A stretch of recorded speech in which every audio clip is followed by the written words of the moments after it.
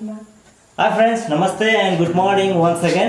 आज हामी पनि द मिनी क्याफेको टाइनी किचनमा ब्ल्याक कफी बनाउन गइरहेको छौँ। So first of all black coffee यानि कि इङ्ग्लिसमा भन्नुपर्दाखेरि अमेरिकानो कफी होइन। अमेरिकानो कफी चाहिँ कसरी बनाइन्छ भन्ने कुरा सिम्पल छ। फेरि तिनवटाको combination sugar, water and coffee. Of course coffee sugar भनेको अप्सनल हो, तपाईँहरूलाई स्विट मनपर्नेहरूलाई सुगर खान पनि सक्नुहुन्छ, लिन पनि सक्नुहुन्छ, मर्जी आफ्नो। So let's try. अब हाम्रो रिनाले ग्यास अन गर्न गइरहेछ। Okay, run on the gas. हामीलाई चाहिन्छ ब्ल्याक कफीको लागि तपाईँहरूको मर्जी, तपाईँहरू कति खान रुचाउनुहुन्छ। म चाहिँ 150 ml लिन। यो चाहिँ हामीहरूको रेगुलर मिनी क्याफेको कप हो। सो यसमा 150 ml जान्छ एउटामा। सो हामी दुईजनाको लागि बनाउन गइरहेको छु। सो यहाँ चाहिँ हामीहरूको 300 ml अफ वाटर। यसलाई बोइल गर्न दिने। यो बोइल हुँदासम्म चाहिँ हामी गीत गाउन सक्छौँ है, नाच्न पनि सक्छौँ, गीत गाउन सक्छौँ। त्यसर्थ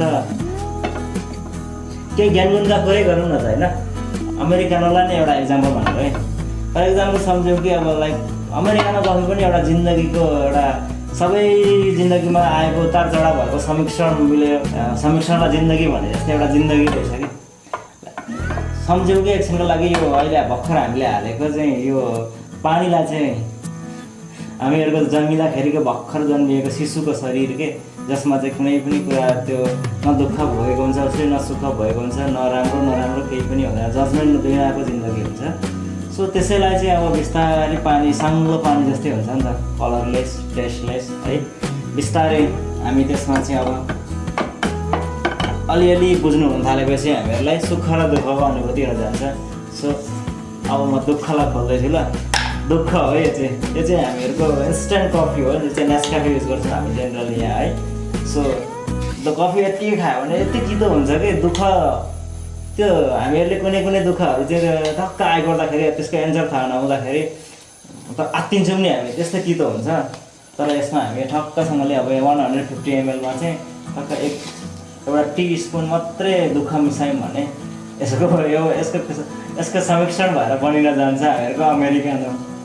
सो हामीहरूको पानी उम्लिन थालिसकेको छ, बबल हुँदैछ। सो यसमा हामी हालिहाल्छौँ। The water is bubbling. So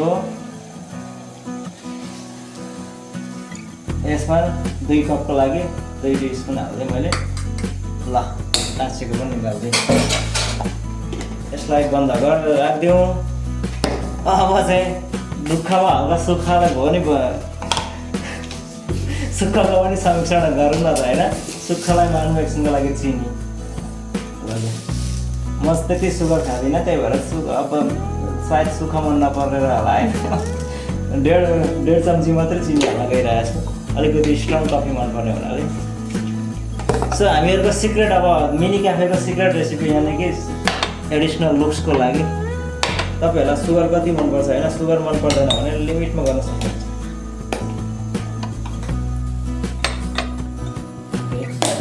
यसमा फर्मल्यो। अब हाम्रो कफी उम्लिसकेको छ।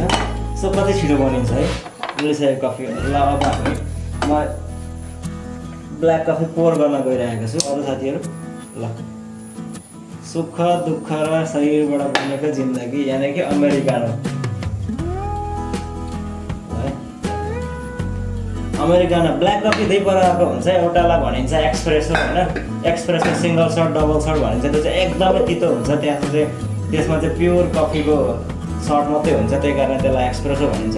अमेरिकानो चाहिँ किन भनिन्छ भने अमेरिकानो पनि ब्ल्याक कफी नै हो, तर यो अलिकति सफ्ट हो, किनकि यसमा चाहिँ पानी पनि मिसाइएको हुन्छ। अनि अब चाहेअनुसार तपाईँ सुगर पनि मिस गरेर खान सक्नुहुन्छ, त्यही कारणले यसलाई अमेरिकानो भनिन्छ। अर्को चाहिँ एक्सप्रेसो हो, जुन चाहिँ एक्सप्रेसो सिङ्गल सर्ट कफीको एकदम रगन मात्रै हो क्या त्यो चाहिँ, त्यसैले त्यसलाई चाहिँ ब्ल्याक कफी यानि कि एक्सप्रेसो भनिन्छ। हस् त, यति भन्दै अब हामी चियर्स गर्न गइरहेको छौँ म मेरो श्रीमतीसँग। Americano, let's enjoy the Americano. Meet my wife, Miss Rina. Okay, let's cheers. Cheers. र सो यो जिन्दगीको समीक्षणलाई चाहिँ अब यसरी मिलेर खाँदाखेरि चाहिँ अब सुन्न सुगन्ध हुन्छ अरे। त्यही भए पनि यसले चाहिँ हाम्रो नर्भस सिस्टमहरूलाई एक्टिभेट गराउँछ अरे। रक्सी खानुभन्दा ब्ल्याक कफी खानु धेरै नै फाइदाजनक छ। सो यो खाएर अब हामी दिनभरिको कार्यहरू चाहिँ अब सम्पन्न भागे दौडेर गर्छौँ, त्यही कारणले cheers once again and happy Monday. सम्पूर्ण साथीहरू पनि आएर क्याफेको मजा लिदिनु होला अमेरिकानो हो अमेरिकन ब्ल्याक कफी